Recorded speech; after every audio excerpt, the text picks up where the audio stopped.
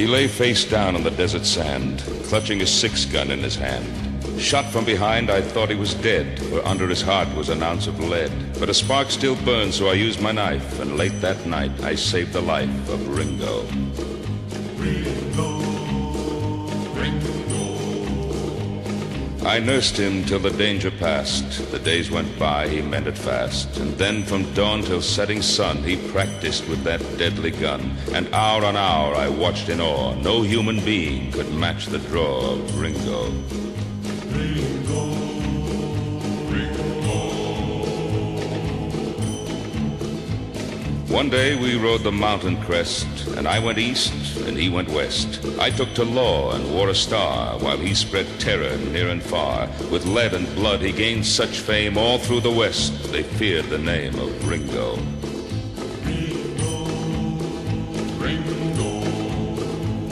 I knew someday I'd face the test, which one of us would be the best. And sure enough, the word came down that he was holed up in the town. I left the posse out in the street, and I went in alone to meet Ringo. Ringo, Ringo.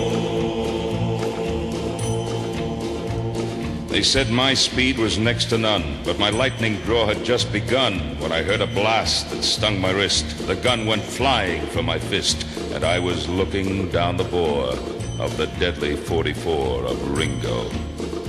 Ringo, Ringo. They say that was the only time that anyone had seen him smile. He slowly lowered his gun, and then he said to me, "We're even, friend." And so at last I understood that there was still a spark of good in Ringo. Ringo, Ringo. I blocked the path of his retreat. He turned and stepped into the street. A dozen guns spit fire and lead. A moment later, he lay dead. The town began to shout and cheer. Nowhere was there shed a tear for Ringo. Ringo. The story spread throughout the land that I had beaten Ringo's hand. And it was just the years, they say, that made me put my guns away. But on his grave, they can't explain the tarnished star above the name of Ringo. Ringo, Ringo, Ringo, Ringo.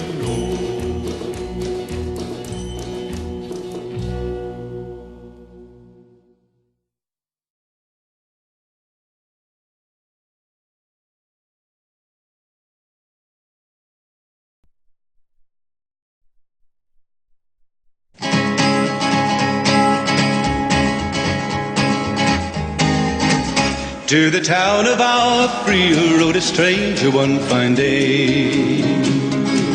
Hardly spoke to folks around him, didn't have too much to say. No one dared to ask his business, no one dared to make a slip.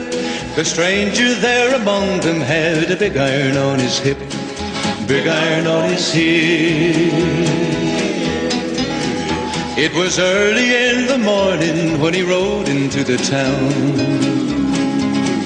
He came riding from the south side, slowly looking all around. He's an outlaw, loose and running, came the whisper from each lip. And he's here to do some business with a big iron on his hip, big iron on his hip. In this town there lived an outlaw by the name of Texas Red. Many men had tried to take him, and that many men were dead. He was vicious and a killer, though a youth of 24, and the notches on his pistol numbered 1 in 19 more, 1 in 19 more. Now the stranger started talking, made it plain to folks around. Was an Arizona Ranger, wouldn't be too long in town. He came here to take an outlaw back alive or maybe dead. And he said it didn't matter, he was after Texas Red.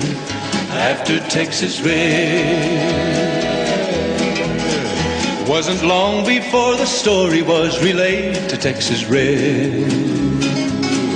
But the outlaw didn't worry, men that tried before were dead. 20 men had tried to take him, 20 men had made a slip. 21 would be the ranger with the big iron on his hip. Big iron on his hip. The morning passed so quickly, it was time for them to meet. It was 20 past 11 when they walked out in the street. Folks were watching from the windows, everybody held their breath. They knew this handsome ranger was about to meet his death. About to meet his death. There was 40 feet between them when they stopped to make their play. And the swiftness of the ranger is still talked about today. Texas Red had not cleared leather for a bullet fairly ripped. And the ranger's aim was deadly with the big iron on his hip. Big iron on his hip. It was over in a moment and the folks had gathered round. There before them lay the body of the outlaw on the ground. Oh, he might have went on living, but he made one fatal slip when he tried to match the ranger with the big iron on his hip.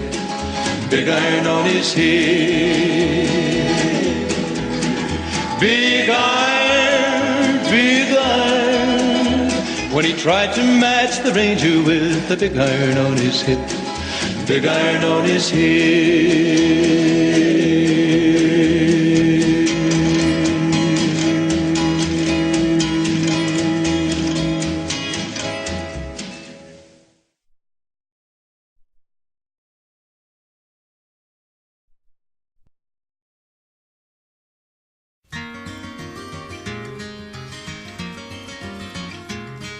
On a warm summer's evening, on a train bound for nowhere, I met up with a gambler.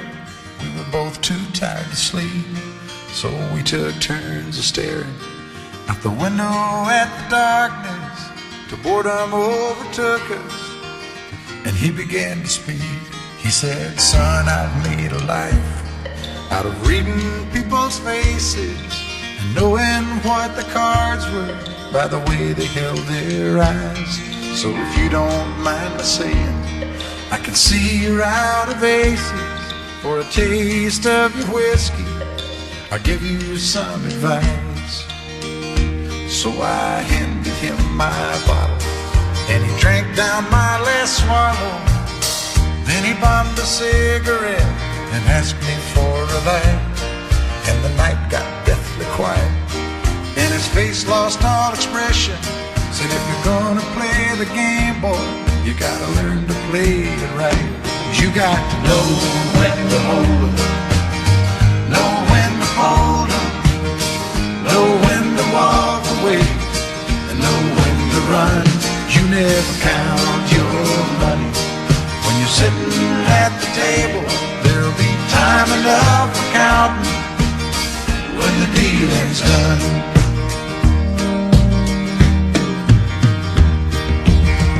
Every gambler knows that the secret to surviving is knowing what to throw away, knowing what to keep. 'Cause every hand's a winner and every hand's a loser, and the best that you can hope for is to die in your sleep. And when he finished speaking, he turned back toward the window, crushed out his cigarette, faded off to sleep. And somewhere in the darkness, the gambler, he broke even. But in his final words, I found an ace that I could keep. You got to know when to hold 'em, know when to fold 'em, know when to walk away, and know when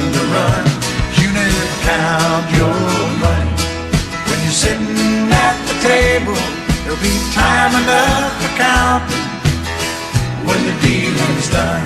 You got to know when to hold 'em, know when to fold 'em, know when to walk away, and know when to run. You never count your money when you're sitting at the table. There'll be time enough for counting when the dealing's done. You got to know when to hold 'em, know when to fold 'em, know when to walk away, and know when to run. You never count your money when you're sitting at the table. There'll be time enough for counting when the deal is done.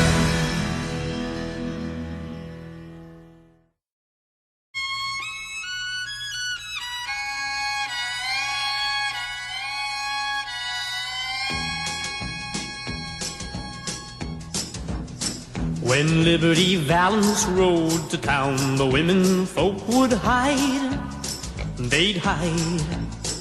When Liberty Valance walked around, the men would step aside, 'cause the point of a gun was the only law that Liberty understood. When it came to shooting straight and fast, he was mighty good. From out of the east a stranger came, a law book in his hand. Oh man, the kind of a man the West would need to tame a troubled land. 'Cause the point of a gun was the only law that Liberty understood. When it came to shooting straight and fast, he was mighty good. Many a man would face his gun, and many a man would fall. The man who shot Liberty Valance, he shot Liberty Valance. He was the bravest of them all.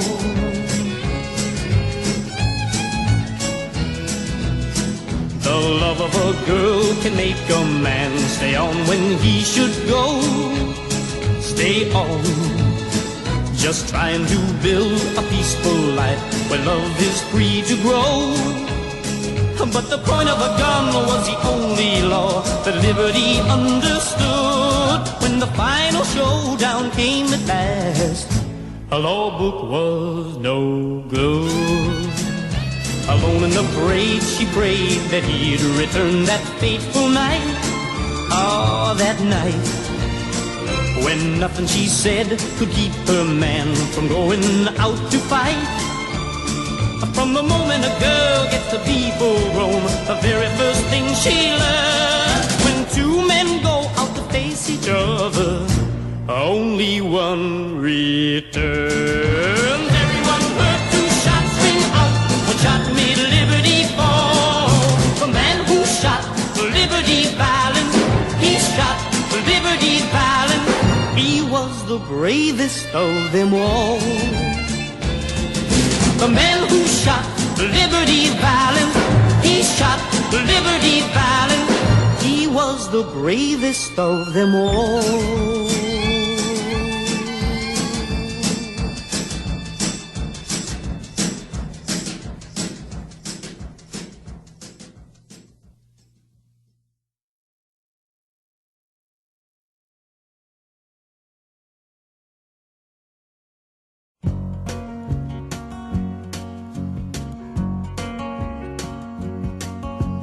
Riding on the city of New Orleans, Illinois Central, Monday morning rail. 15 cars and 15 restless riders, 3 conductors, 25 sacks of mail. All along the southbound Odyssey, the train pulls out at Kankakee and rolls along past houses, farms, and fields, passing trains that have no name, and freight yards full of old black men, and the graveyards of the rusted automobiles. Good morning, America, how are you?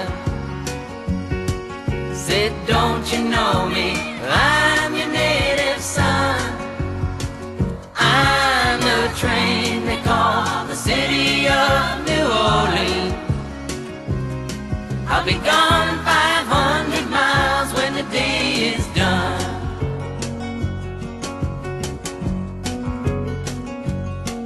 Dealing card games with the old man in the club car.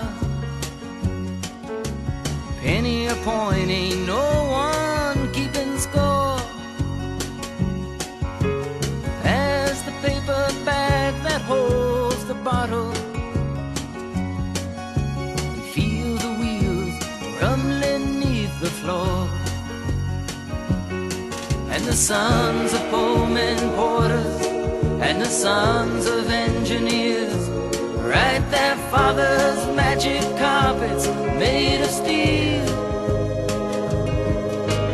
Mothers with their babes asleep, rocking to the gentle beat, and the rhythm of the rails is all they feel. Good morning, America, how are you? Said, don't you know me? I'm your native son. I'm the train they call the city of New Orleans. I'll be gone 500 miles when the day is done.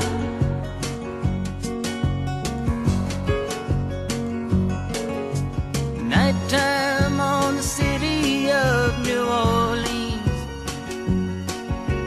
changing cars in Memphis, Tennessee. Halfway home, and we'll be there by morning. Through the Mississippi darkness, rolling down to the sea. But all the towns and people seem to fade into a bad dream, and the steel rail still ain't heard the news. The conductor sings his songs again. Passengers will please refrain. This train got to disappear in railroad blues. Good night, America, how are you? Say, don't you know me? I'm your native son. I'm the train they call the city of New Orleans. I'll be gone 500 miles when the day is done.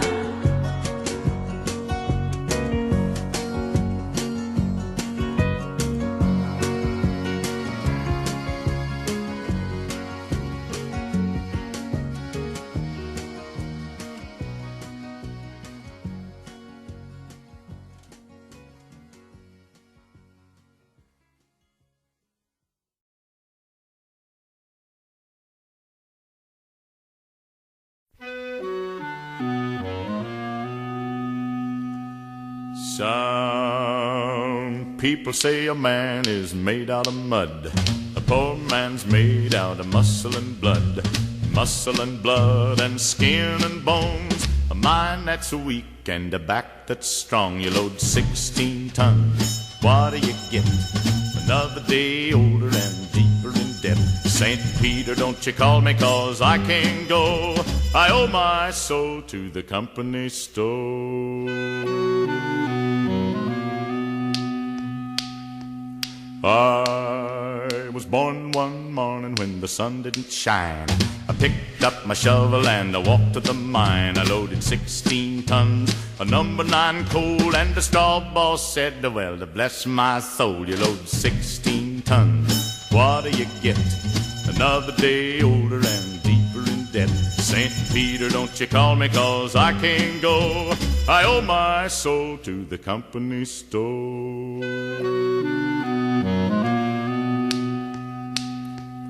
I was born one morning, it was drizzling rain. Fighting and trouble are my middle name. I was raised in the canebrake by an old mama lion. Can't no high-toned woman make me walk the line. You load 16 tons, what do you get? Another day older and deeper in debt. St. Peter, don't you call me 'cause I can't go. I owe my soul to the company store.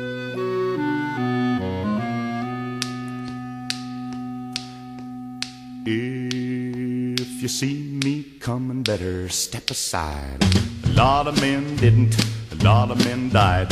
One fist of iron, the other of steel. If the right one don't get you, then the left one will. You load 16 tons, what do you get?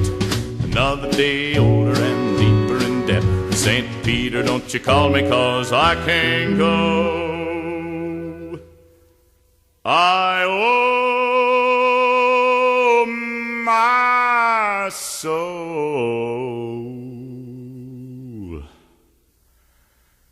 to the company store.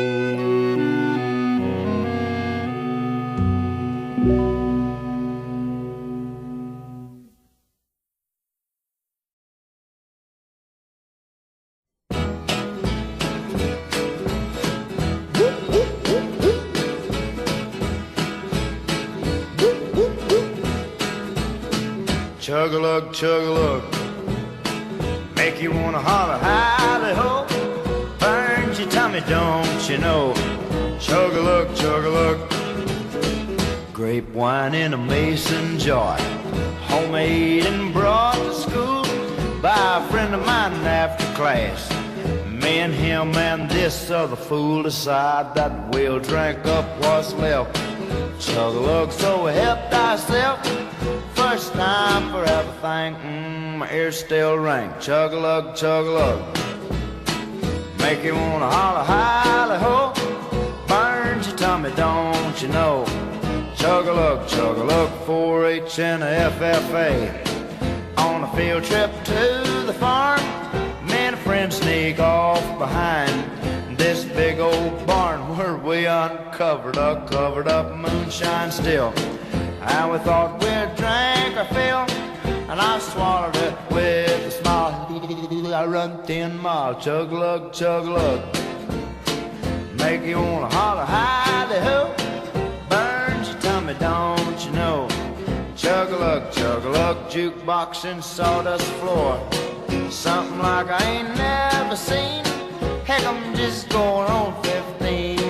But with the help of my finagling uncle, I get snuck in. For my first taste of sin, I said, let me have a big old sip.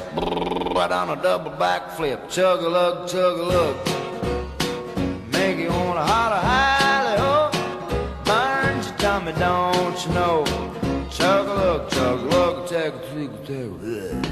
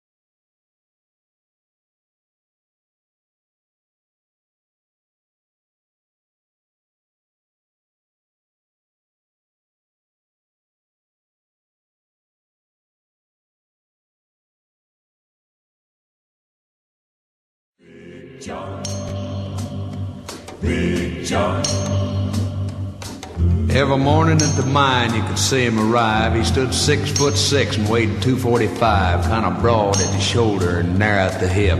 And everybody knew you didn't give no lip to Big John. Big John, Big John, Big Bad John, Big John.